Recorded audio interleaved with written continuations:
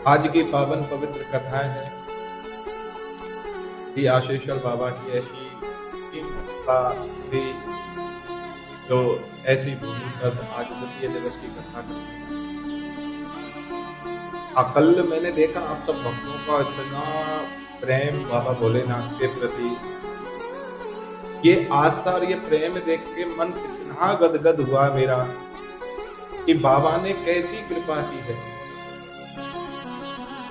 मैं इस कथा को टालना चाह रहा था, मैं खुद जो है आपको कल भी बताया था ना, थोड़ा स्वास्थ्य ठीक नहीं था, पर मुझे लगता है कि मेरे बाबा ने मेरे ऊपर की है।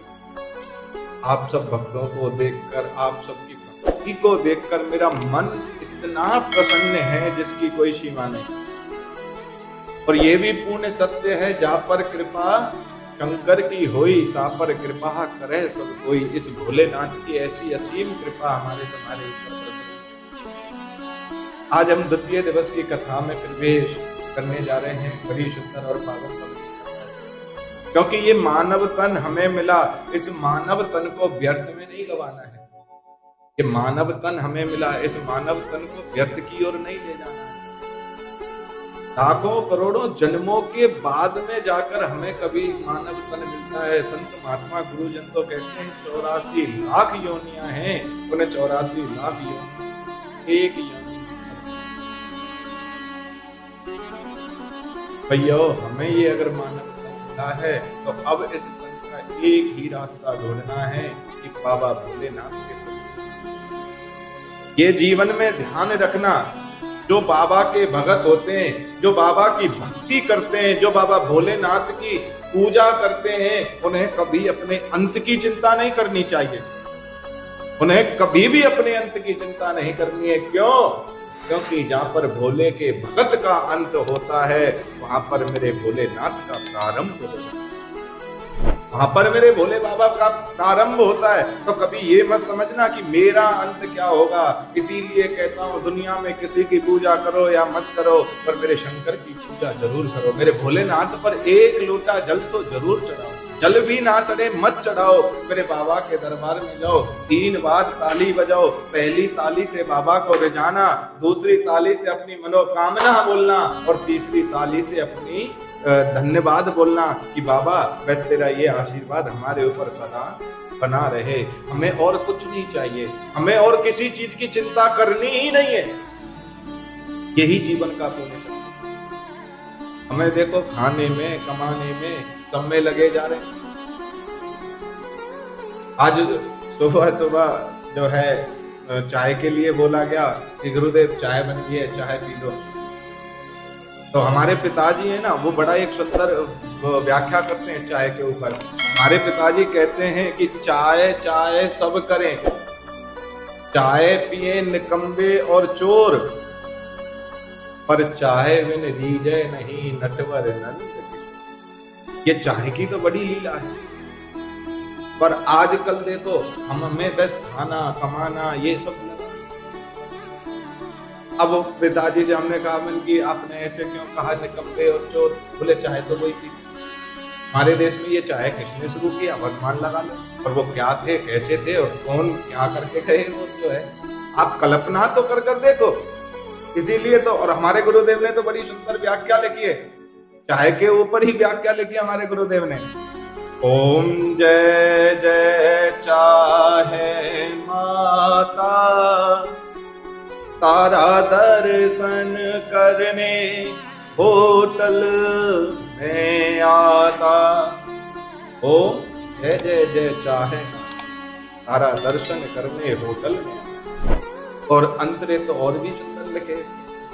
रक्त वर्ण मात तू हरि रक्त सदा पीती, हिंदू मुस्लिम सिख ईसाई तारा गुण ही गाती।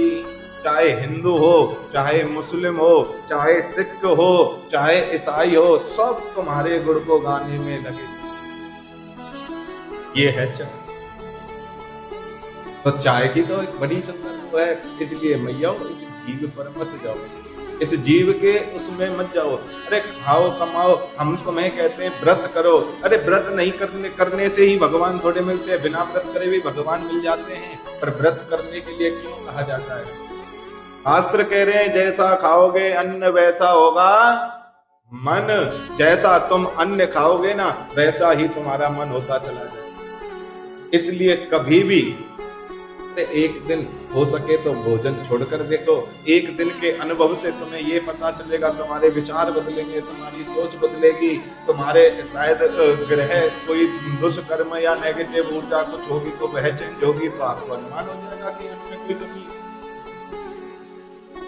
और बाबा की कथा तो इतना भी कहती है, हमारे गुरुदेव तो इतना भी कहते हैं, घर में कभी भी आटा जो तुम पिसवाते हो, तुम्हें ये लगता हो हमारे घर में सबकी बुद्धि अलग अलग होती जा रही है, तुम्हें ये लगता हो हमारे बच्चों की बुद्धि खराब होती जा रही है, तुम्हें ये लगता हो हमारे बच्चे पढ़ने में कमजोर हैं, तो घर के आटे को जो तुम पिसवाओ ना, मैं कुछ नहीं करना।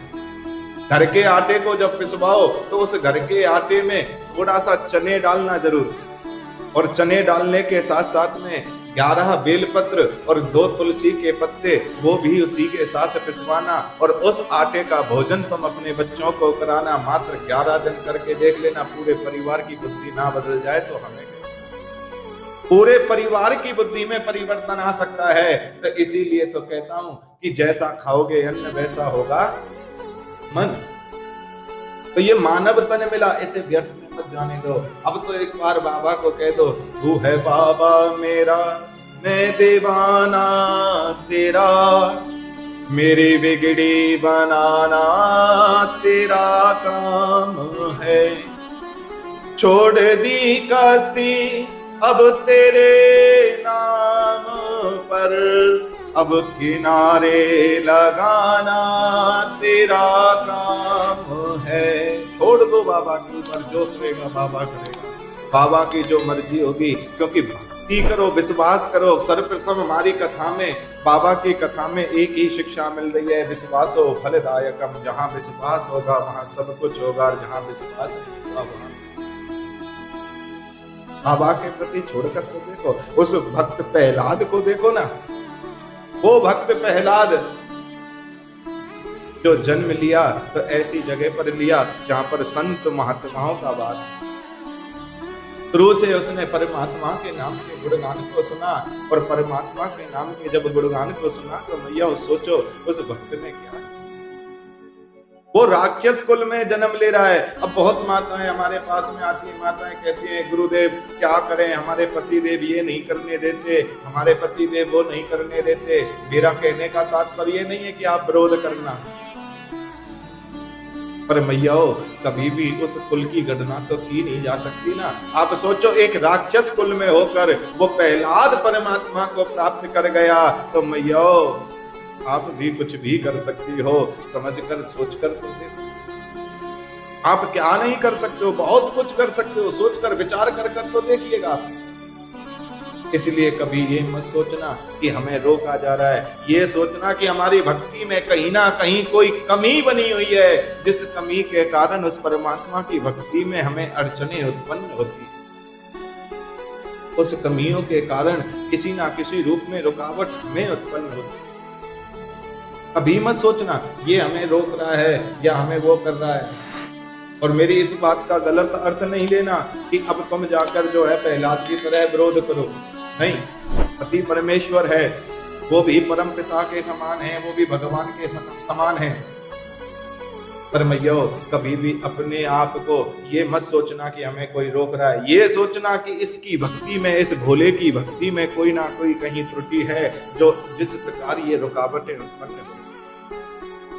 एक पति पत्नी डॉक्टर के पास में गए, और डॉक्टर के पास में गए तो डॉक्टर साहब से कहा कि देखो हमारे पति देव को क्या समस्या है। डॉक्टर साहब ने ऐसे नब्ज पकड़ी, नब्ज पकड़ कर कहने लगा हाँ इनको दिक्कत है, पेट में परेशानी। डॉक्टर साहब ने दवाइयां ली, और दवाइयां लेकर कहा कि ले जाओ इन्हें जाकर कूट कूट के खिलाना। अब वो पत्नी आई, पत्नी आके दवाइयों को ले आई, और दवाइयों को लाने के बाद में वो अपने पति को दवाई खिलाने लगी, कूट कर पीट कर खिलाने। क्योंकि डॉक्टर ने कहा दवाइयों को कूट कूट कर खिलाना, और उसने सुना कि पति को कूट कूट कर खिलाना, पति को पीट पीट कर खिलाना, और वो पति को पीटती पहले फिर दवाई खिलाती। बोली डॉक्टर ने कहा है टंकरा जब ही लगे। ऐसी भी सोच, अरे भक्ति करो तो प्रहलाद जैसी करो ना, ऐसी भक्ति करो जिसमें लीला ही अपरंपार हो, ऐसी भक्ति करो जिसमें परमात्मा के प्रति बिल्कुल उसके अलावा कुछ दिखाई ना देता हो। सोचो उस भक्त प्रहलाद को, उस भक्त प्रहलाद की करुणा तो सोचो। पिता ने इतना रोका इतना रोका, पर वो प्रहलाद रुका, वो नहीं रुका। और अंततः जब एक दिन सभा हुई, उस सभा में प्रहलाद से पूछने लगे कहां है तेरा भगवान। उन्होंने कहा कि मेरा तो परमात्मा कड़ कड़ में समाया, मेरा भोले बाबा तो कड़ कड़ में समाया हुआ है। तब उन्होंने कहा कि क्या इस खंबे में है तेरा भगवान। तो प्रहलाद कहने लगा कि हाँ पिताजी, इस खंबे में है मेरा भगवान। उसने कहा हिरण्याकश्यप ने ना आज ये खम्मा रहेगा, ना आज तेरा भगवान रहेगा, और अपनी जो है गदा उठाई और उस खम्बे में जाकर प्रहार किया। और जैसे खम्बे में प्रहार किया, खम्बे के 2 हिस्से हो गए और उसमें मेरे नरसिंह भगवान का प्राकट्य हो गया। बोलो नरसिंह भगवान की। उस खंबे से मेरे नरसिंह भगवान का प्राकट्य हो गया। और नरसिंह भगवान का जब प्राकट्य हुआ, हिरण्याकश्यप और नरसिंह भगवान का युद्ध हुआ, और युद्ध होते होते अंत में हिरण्याकश्यप का वध कर दिया। वो हिरण्याकश्यप जिनको ब्रह्मदेव का वरदान है, ना सुबह मरू, ना शाम को मरू, ना दिन में मरू, ना रात में मरू, ना बाहर मरू, ना भीतर मरू, ना ऊपर मरू, ना नीचे मरू, ना अस्त्र से मरू, ना शस्त्र से मरू, ना नर से मरू, ना नारायण से मरू, मैं महाराज किसी से मरू ही नहीं। उसी हिरण्याकश्यप का वध हो गया। उसी हिरण्याकश्यप को मेरे नरसिंह भगवान ने मारा, और मारते समय कहने लगा कि सोच तुझे वरदान क्या था, ना मैं नर हूं ना नारायण हूं, शरीर मानव का है और चेहरा जानवर का है, ना मेरे पास अस्त्र है ना शस्त्र है, ना नाखूनों से छाती को फाड़ा, और ना तो ऊपर है ना नीचे है, अपने पैरों पर उसे लिटाया, और ना तो बाहर है ना भीतर है, घर की चौखट पर उसे। इसीलिए तो पूर्व हमारे बुजुर्ग कहते हैं घर की चौखट पे नहीं बैठना चाहिए कभी भी। मैंने बहुत माताओं बहनों को देखा है, शाम को बातें करेंगी अड़ोसी पड़ोसी से, और मैया घर की चौखट पे ही बैठ जाती है। अरे घर की चौखट पे नहीं बैठना चाहिए कभी भी। दुख आते हैं, दरिद्रता आती है, संकटें आते हैं, कभी घर की चौखट पे ना बाल काटें, ना घर की चौखट पे कभी भी बैठे। और चौखट एक ही नहीं होती है, घर के कमरों के जहां भी गेट होता है, वहां भी जहां चौखट लगी हो वहां कभी भी नहीं बैठना चाहिए। हिरण्याकश्यप का वध हो गया, और अब नरसिंह भगवान इतने क्रोध में हैं जिसकी कोई सीमा नहीं। नरसिंह भगवान का क्रोध थम नहीं रहा है। ब्रह्मदेव ने स्तुति की, नहीं सुनी। लक्ष्मी माँ को बुलाया, उनकी भी नहीं सुनी। तब मेरे ब्रह्मा जी समझ गए कि ये एक ही तरह मान सकते हैं, भगत के बस में है भगवान, भक्त बिना ये कुछ भी नहीं है, भक्त है इनकी जान, भगत के बस में है भगवान, भक्त बिना ये कुछ भी नहीं है। तब प्रहलाद को बुलाया, और प्रहलाद को जैसे ही मेरे प्रभु ने देखा, मेरे नारायण रुदन करने लगे। सोचो मैया, आंख बंद कर कर सोच कर विचार कर कर देखो कि भक्ति क्या है। ऐसी भक्ति करो ना प्रहलाद जैसी, जो परमात्मा को भी रोका। नरसिंह भगवान की आंखों में आंसू आ गए प्रहलाद को देखकर, और हाथ जोड़ लिए नरसिंह भगवान ने। किसके आगे? एक भगत के हाथ जोड़कर कह रहे हैं, मेरे नरसिंह भगवान रुदन कर रहे हैं, उनकी आंखों में आंसू हैं, और एक भगत के आगे हाथ।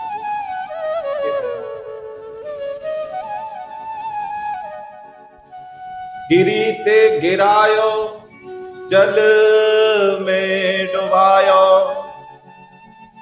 के प्रहलाद गिरीते गिरायो, तू जल में डुबायो रे बेटा। अरे मुझे पुत्र, हे भक्त, हे प्रहलाद, मैं तेरी भक्ति के आगे हार गया।